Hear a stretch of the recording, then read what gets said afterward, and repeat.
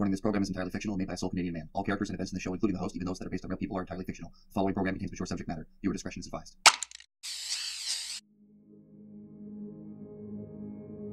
America, the land of the free, home of the brave, and the stupid, and the criminally insane. You okay, bro? The United States has seen its fair share of gangbangers, mobsters, and psychotics. Maybe I'll make you a man with one leg, but I'll make you a rich man with one leg. Who've roamed our beloved streets, causing untold chaos, destruction, and corruption. Up here, motherfucker!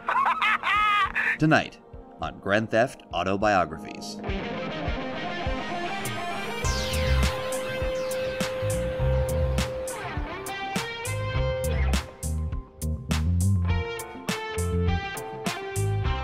Nightclubs, gunfights, and gangsters. In tonight's episode, we will delve into the life of a man who rose up from the streets of Northwood, Algonquin to become a successful business entrepreneur and a deadly contractor in the worst city in America. We will follow the climb of a poverty-stricken youth as he reached out for the highest rungs of nightclub management under the famous gay Tony Prince, and the many hurdles they would overcome together as they struggled to reach financial stability in the wake of an economic crash and massive debts to dangerous people. Serves you right for leaving the party with you losers. Shut up, idiot. An ambitious and promiscuous young man who would strut through the dangerous nightlife of Liberty City, leaving a trail of rejected women and dead bodies. Luis Fernando Lopez. Since the release of Episode 8, this channel has started to grow exponentially. So I just wanted to take a very brief moment to thank all of you who have been watching from day one, and all of my new viewers and subscribers. Your support is sincerely appreciated. In addition, I want to give a special thank you to my very first patron, Kapca 2. If you want early access to episodes, access to the entire series soundtrack, and downloadable versions of each episode in HD, head on over to patreon.com/Guiness Walker and start supporting the show today. Or if you can't afford to and still want to show your support, like this video, comment, and subscribe to help appease the great algorithm gods and ensure that this series continues into the future. Thank you all so much for watching. Enjoy the episode.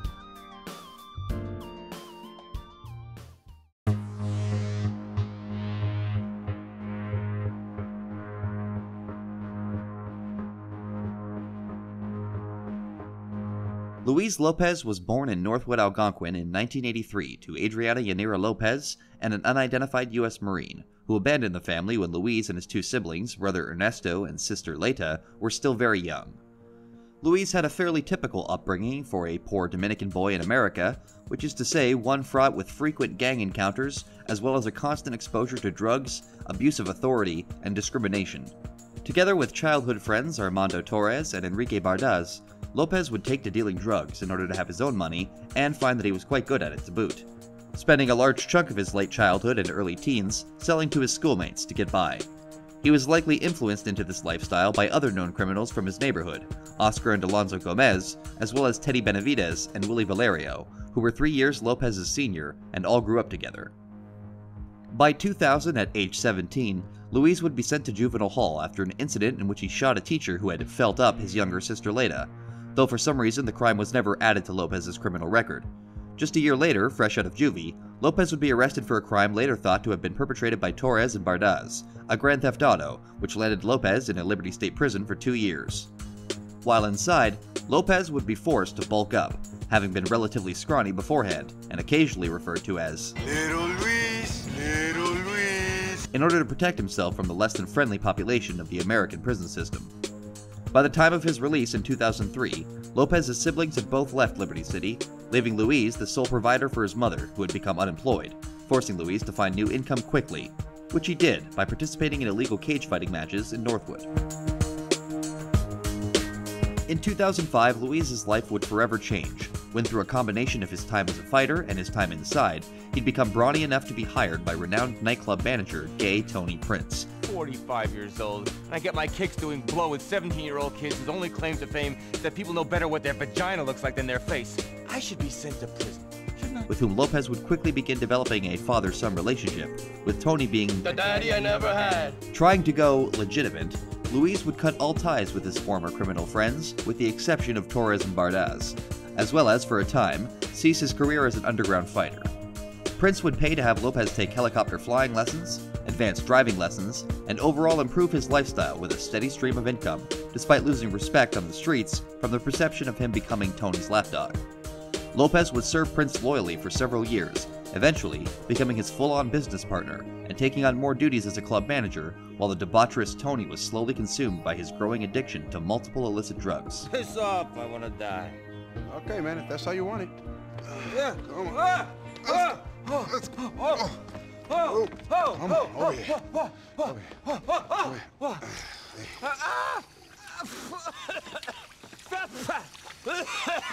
Come on. Let's go. Better? Oh, great. Come on, Poppy. Let's go. This way. This way. What? Come on.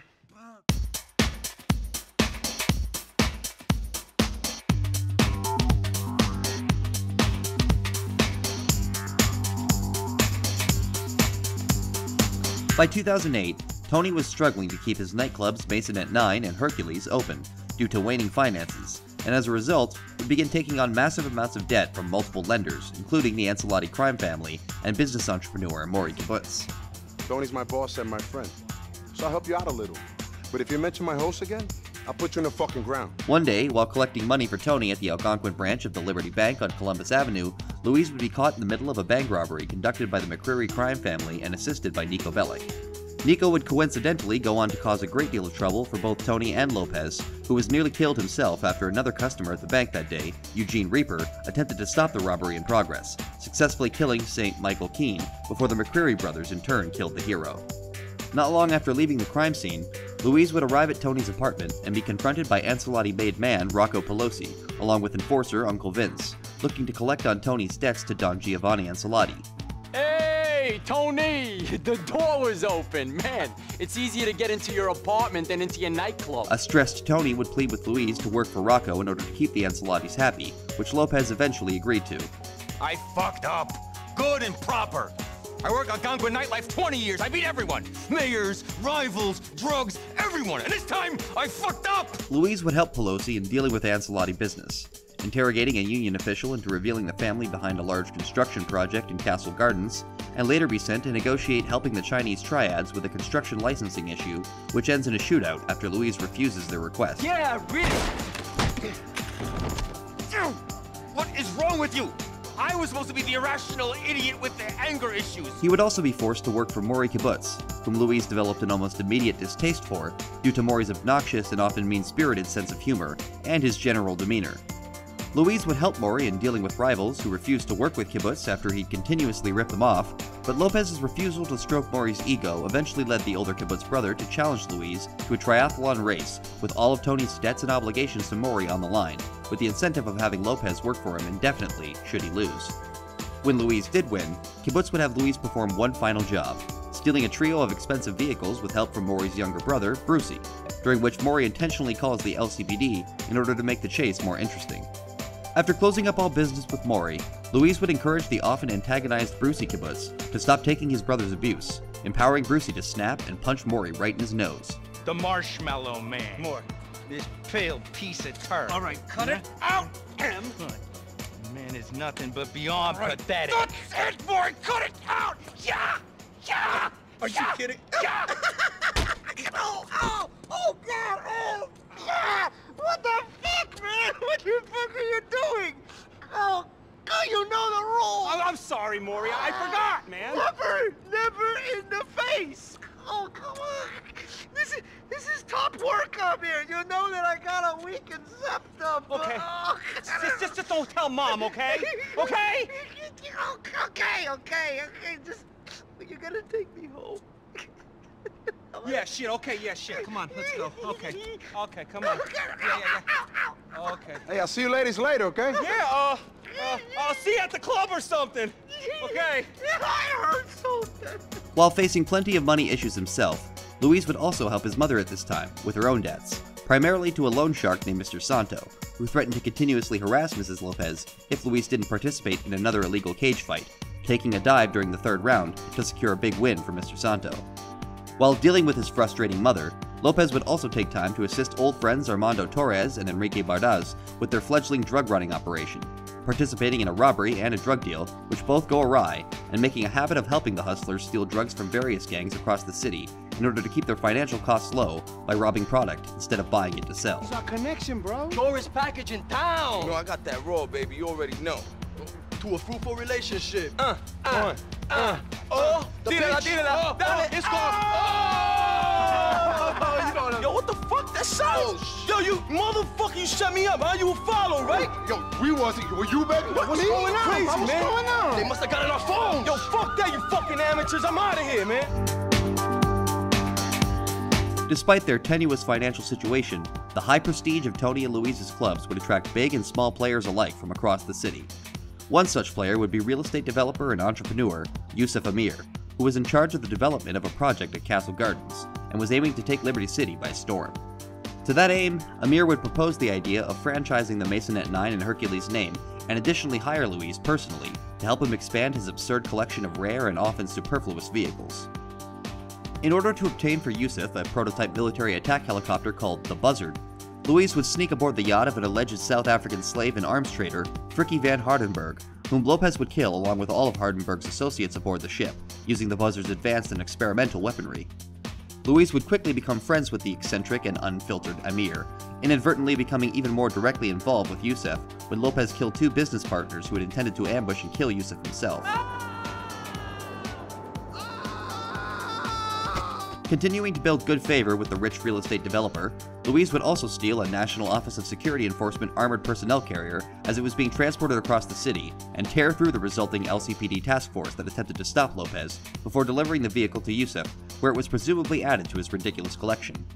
If a golden helicopter and APC weren't enough for the cavalier and culturally insensitive millionaire, Amir would also later have Lopez steal an LTA subway car by first climbing aboard the moving train, and after fighting his way through dozens of LCPD officers trying to stop what they thought was a terrorist attack in progress, disconnect the train car, allowing Yusuf to swoop in using a sky crane and snag it, with Lopez desperately clinging onto the back door.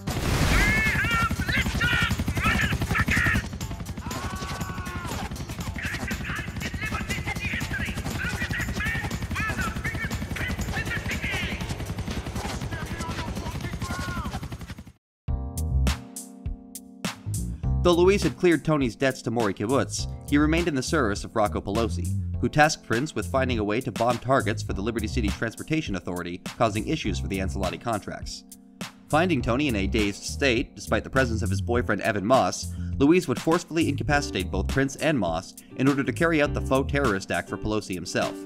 Lopez would bomb a crane on Frankfurt Avenue, a subway train at the tunnel exit in North Holland, and finally, the head of the LTA in his private jet as he attempted to flee Francis International. As another errand for the Ancelottis, likely set up by Rocco as a scheme to bolster his reputation in the family, Pelosi would have Tony and Louise help with the purchase of some $2 million worth of diamonds, which the two would be able to keep a small cut from, with the majority of the profits being handed up to the Ancelotti family's chain of command. At the docks in East Hook, Louise, Tony, and Evan Moss would meet with the cook, who smuggled the diamonds into Liberty City aboard the Platypus. But before the deal could be completed, it is ambushed by members of the Lost MC, including chapter president at the time, Johnny Klevitz, and in the chaos, whilst Tony and Louise manage to escape, Evan Moss is murdered, and the diamonds are taken by the bikers. Look, here's the money we agreed upon less 10%. Just give us the ice. All right. Here. Tony, can I hold them? Oh, thank you. Thanks. Oh, shit, Tony, we out of here. Come on, let's go. Evan, take him to the club, and don't fuck about, okay? During this time, Louise would take on more work for both Rocco and Tony, nearly killing an online blogger posting bad reviews of Tony and Louise's clubs, The Celebinator, and seducing a Bahama Mama's owner, Vic Manzano's girl, and ultimately killing him for Pelosi. It wouldn't be long, however, before Tony got a tip regarding the diamonds, specifically that they were again being sold, this time at the Libertonian, presenting a perfect opportunity for Louise to steal them back. With assistance from Yusuf Amir in the form of access to the prototype Buzzard for a speedy arrival and escape, Louise would ambush the deal between the Jewish mob, Johnny Klevitz, and Nico Bellic, killing Maury Green and then retrieving the diamonds from Isaac Roth, before fleeing the building in Yusuf's chopper, and deterring the pursuing LCPD forces by devastating their choppers with the Buzzard's powerful rocket launchers. Gorgeous, huh? Like condensed money. Isaac, these are great. Rest of you motherfuckers wanna die? Do something stupid, okay? Fuck you! Just get the shit, man. Come on.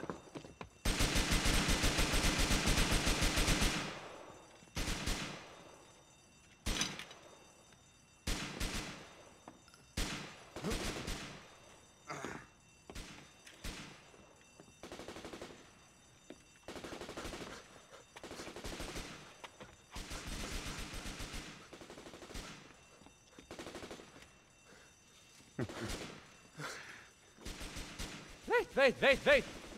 Listen, if you get me out of here, I promise I'll split this with you. Can you do me a favor and not take this too personally?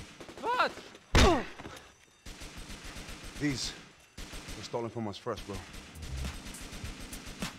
The victory would, however, be short-lived, as it wasn't long after successfully retrieving the diamonds that Tony and Louise would be forced to give them up, when Gracie Ancelotti, daughter of Don Giovanni and good friend to Tony, is kidnapped through a complicated set of circumstances, and the diamonds are demanded as the ransom. With little choice in the matter, seeing as refusing would mean their deaths in Ancelotti's hand, Louise and Tony would follow Packy McCreary in a helicopter en route to where Gracie was being held, in order to inform Ancelotti, who attempted to have Gracie rescued. Shortly after the initial diamond fiasco and Gracie's failed rescue attempt by Ancelotti's soldiers, Louise would meet with powerful Russian gangster Ray Bulgarin at Bassinet 9, who would go on to hire Louise for his many talents as a mercenary and contractor. Bulgarin would first have Louise and Ray's guitar-playing right-hand man, Timur, eliminate a group of corrupted Noose, FIB, and LCPD officers by ambushing them in an underground car park off Topaz Street. The group was under the direct influence of a businessman and rival to Bulgarin, Markiashvili, who owned the Liberty City Rampage hockey team and refused to sell the team to Ray, instead working with authorities to have the Russians arrested. On Bulgarin's orders, Louise would reluctantly take on the task of assassinating Ashvili at his office inside the MeTV building in downtown Algonquin, by parachuting onto the roof and shooting his way through Ashvili's men, eventually reaching Markey and shooting him right out of his office window onto the streets below.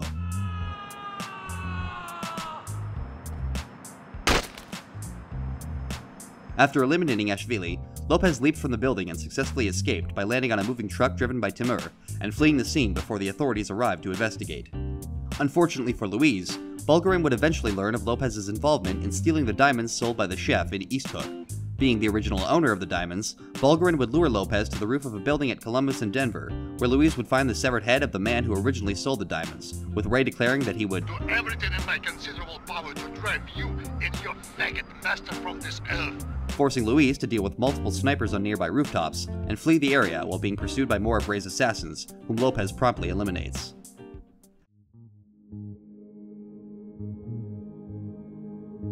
Having up to that point lied to Tony about rumors that he'd been working with the Russian mob, Louise would be forced to tell Tony that their lives were now in danger.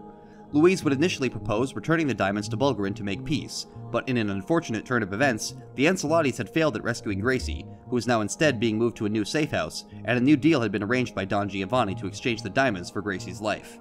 If Tony and Louise refused, Ancelotti would have them both killed, as he blamed them and their involvement with Gracie for the kidnapping, while on the other hand, if they didn't return the diamonds, or possibly even if they did, Ray Bulgarin and the Russian Mafia would have them killed instead, forcing the two into an ultimatum. In the end, the two would decide to save Gracie and take their chances with the Russians, with Tony saying the Italians presented a greater overall threat.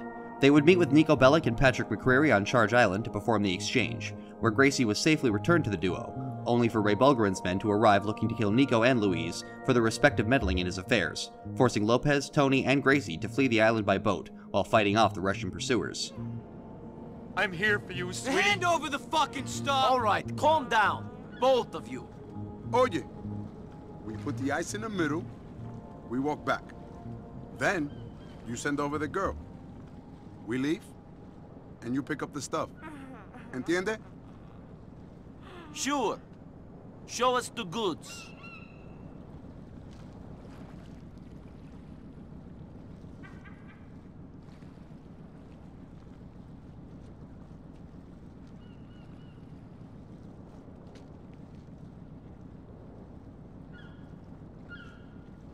Come back to me, honey.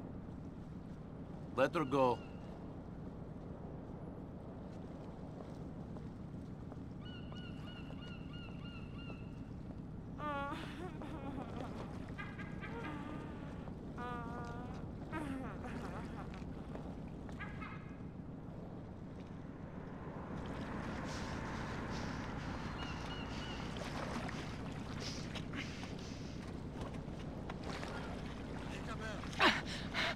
You alright?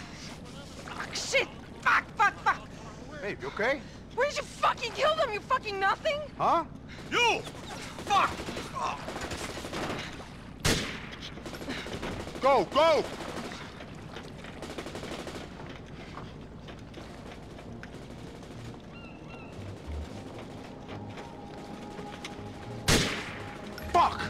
Bájense! Not long after, Luis would be contacted again by Rocco Pelosi, who had Lopez meet him and Uncle Vince at the public bathrooms in Middle Park, where he laid out the situation. Although they had saved Gracie, Giovanni and Salati had been approached by Ray Bulgarin, who revealed the extent of the diamond fiasco and demanded the heads of anyone involved, including Luis. Furious at his daughter's kidnapping, Rocco's igniting of tensions with the Chinese, and Tony's debts to the Ansalatis remaining unpaid, Giovanni would give Rocco only one option: kill either Tony or Luis to settle the debts and satisfy Bulgarin, allowing the other to remain on as a partner to Pelosi, or be killed himself for his own involvement in the diamond fiasco. Preferring to work with Luis over Tony, Rocco and Vince would tell Lopez his only way out was to kill Tony for them himself, which Luis immediately and angrily refused. Later at Masonette, however, Lopez would find the pair explaining the situation to Tony, and Luis would momentarily agree that the only way out was for Tony to die. Luis would take aim at his father figure and mentor before having a final change of heart and instead firing on Uncle Vince, killing him, only holding back from killing Pelosi when Tony warned of his made man status. Rocco would flee the club and ultimately the city, fearing Ancelotti reprisal, while Lopez and Prince had an intense shootout against Bulgarin's men, completely thrashing the luxurious nightclub. Luis would once again manage to protect Tony and kill all of the attackers before fleeing the building with Tony to plan their final move against Ray Bulgarin, and hopefully put all of their debts to rest. After an argument between Tony and Luis over the latter's brief contemplation of killing the former, the pair would depart for Funland at Firefly Island, where Ray was rumored to be taking on a large heroin shipment. The very same heroin that was to be sold to the Pegorino family until Niko Bellic killed Dmitry Raskolov and Jimmy Pegorino. Luis would persuade Tony to let him handle the situation on his own, having for once been at least part of the cause having worked for Ray. Lopez would tell Tony to go to Meadows Park in Dukes, ironically where Tony was born and raised, and that if Tony did not see Luis in a few hours, to assume him dead and flee for his life. Luis would arrive at Funland and begin shooting his way through the Russians guarding the heroin, eventually destroying all of it, disguised in large Funland duck-shaped bins. Lopez would finally reach Timur, only to learn that Bulgarin was already at the airport, and preparing to flee the city, before executing the one-man band and hopping on a motorcycle to try and reach Francis International before Ray's flight departed. En route to the airport, Luis would be attacked by more of Ray's goons, but be miraculously saved by Yusuf Amir, who arrived to protect Lopez and his golden buzzard despite Luis telling Amir that they didn't need any assistance. With Yusuf blasting the Russians off the road, Luis would break onto the runway, driving as fast as it would go, and make a suicidal leap for the jet's open door, as another Russian goon tried to gun him down. Just as the jet was taking off, Luis would clamber aboard and kill all of Ray's remaining men, only for Bulgarin himself to step out of the cockpit holding a grenade, and threatening to blow them both out of the sky should Luis kill him, and cause him to release the safety pin. Knowing that both he and Tony were dead if he didn't eliminate Bulgarin, Luis would take his chances, and execute the gangster before leaping from the exploding plane, barely avoiding the blast and parachuting to the ground below. With Bulgarin eliminated and all debts cleared, Luis would return to Tony at Meadows Park, and congratulate him on their taking on the world and winning. They would soon after be joined by Yusuf Amir, and the three business associates would again discuss the possibility of franchising their clubs around the world. Tony Prince would eventually begin opening up more clubs, with at least one venture in Los Santos by 2018, but it isn't known if Luis continued to work with him. However, it is thought that Luis remained in Liberty City and never moved out west with his former mentor. You did it, man. You did it. You saved my life. You saved the business. You fucking did it. Hey, man, I did what I could, bro. I'm proud of you, man. Thank you. But I don't want you to get a big head. I don't want you to go change, become a megastar, go to Vinewood, write a blog. Oh. You're a pill-popping old queen, man. I'm a murdering maniac. But we survived, bro. We survived. We did more than survive, amigo. We prospered.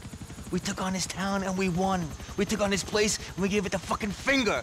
Fuck you all! I don't care what people say. Tony Prince and Luis Lopez could not be stopped. Huh? Oh, jeez, who's this? What's up, my Ninjas! Oh, did you just say that? Yeah, hey, man. You fucking made it! Man, that was some serious gangster shit! Shoot, shoot, shoot 'em up. I said shoot, shoot, shoot 'em up. Yo, T! Give me a hug, give me a hug. Not too close, though. I don't want to give my father the wrong impression. Ah, Luis, I love you, man. I love you! I love you, too. I love everyone! Come on, let's get out of here.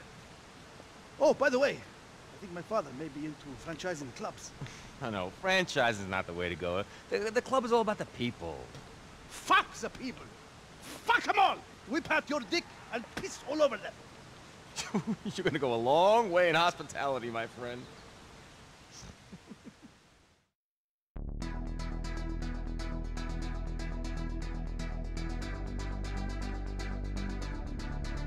Luis Lopez is by most accounts a laid-back and often reserved individual, rarely if ever showing intense displays of emotion. To his friends and co-workers, Luis is a level-headed and oftentimes quietly rational voice of reason, but when dealing with his family, especially mother Adriana Lopez, Luis was intensely defensive, having to restrain himself from killing loan shark Mr. Santo when he was harassing Mrs. Lopez to pay back her debts to him, and being sent to juvenile hall for nearly killing a teacher who sexually assaulted his sister. To this point, family or not, Lopez is quite capable of standing up to those who attempt to intimidate him, be they little orange men or dangerous international mobsters with millions of dollars of resources behind them.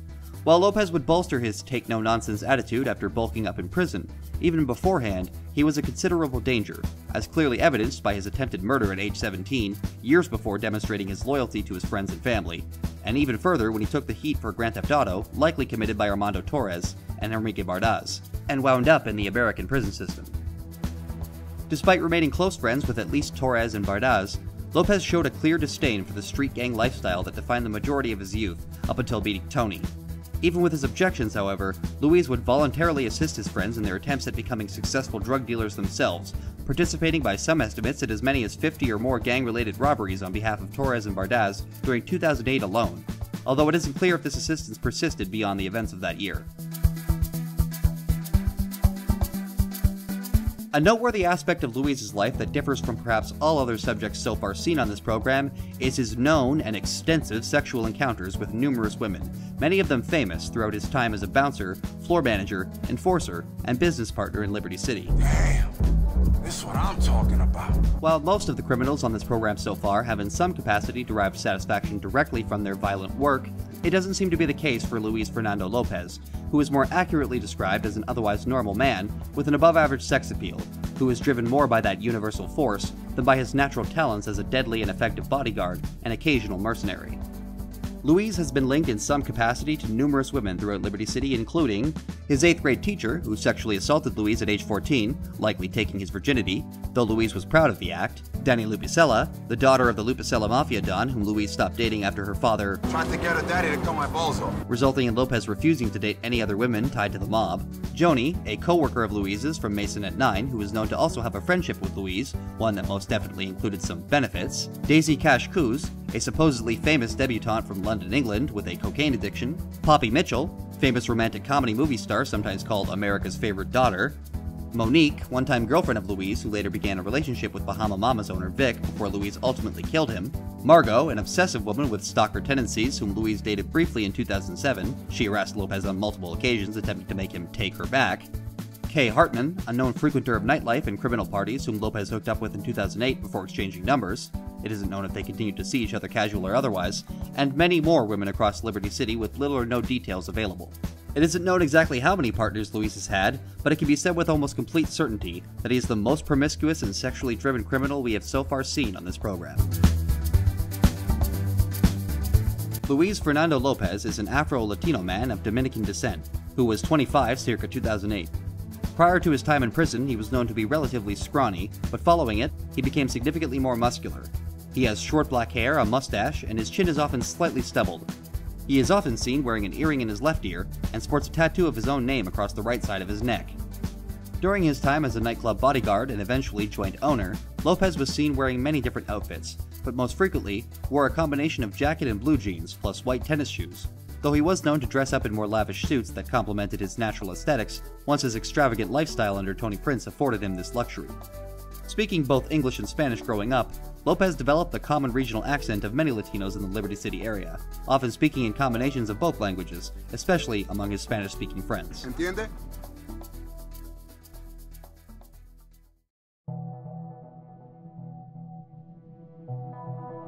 Luis Lopez's criminal record technically begins at 18, due to his first real crime remaining unreported in an unofficial capacity, but it drops off quite sharply in 2005 once Lopez began working for Tony Prince, only for it to skyrocket back up during the events of 2008 that saw Tony nearly ruined and killed, and Luis fight off heaps of police officers, gangsters, and wannabe violent business vultures.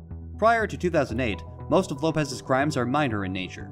assuming you consider an attempted murder, or at the very least assault with a deadly weapon, minor. In other words, murder would not become a standard part of Luis's job until the fiasco surrounding Tony's growing debts, though much less is known about Lopez's actions following 08. So it isn't necessarily safe to assume that these numbers remain accurate, given that Mr. Lopez's current whereabouts and criminal activity remain unclear. All of this being said, let's see just how bad the tallies for this man really are when examined up close. Helping Rocco interrogate a captured Union official and killing several members of the Messina crime family pursuing them. Killing numerous triads attacking him and Tony after some failed negotiations. Escaping a botched drug deal with Armando Torres and Enrique Bardaz. Overseeing a heroin shipment with Armando and Enrique.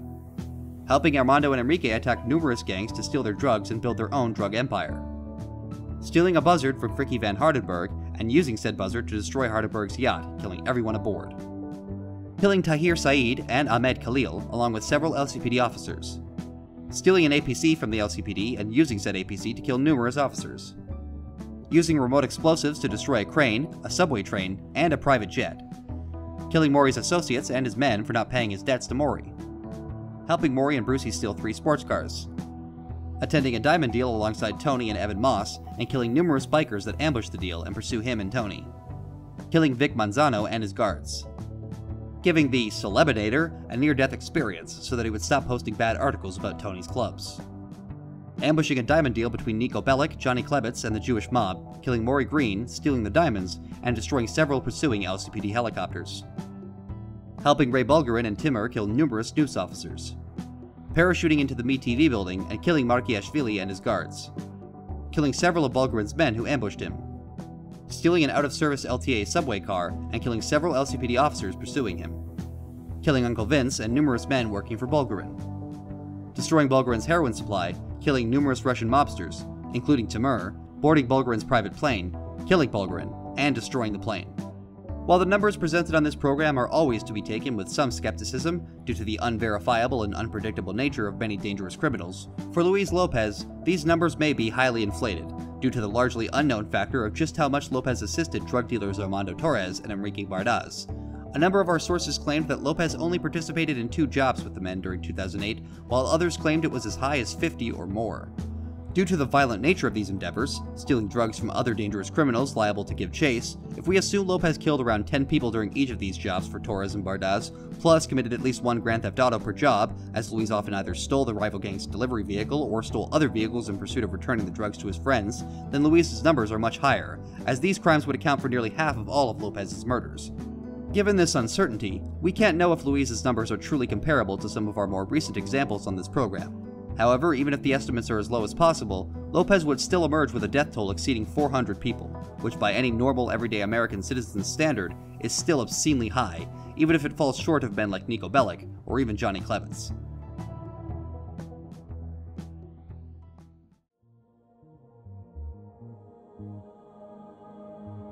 America is a dangerous place, folks, and Liberty City is no exception. Perhaps it truly is the worst city in America, or perhaps it goes beyond that and serves as a melting pot for all of the worst elements humanity as a whole has to offer, all mixing in this viscous stew of Americana, sensationalized propaganda, and cultural bigotry across this great nation. Luis Lopez is many things, but above all, he is American first, and like most of the subjects so far examined on this show, represents a slice of the American experience and just how violent and ruthless some people find they have to be in order to make it big in the greatest urban experiment of the last 200 years. Stay indoors, people. You never know if the bouncer at your local nightclub is secretly planning to kill you when you take your next shot. I'll see you next time on Grand Theft Auto Biographies with me, your host, Guiness Walker. Thank you for watching.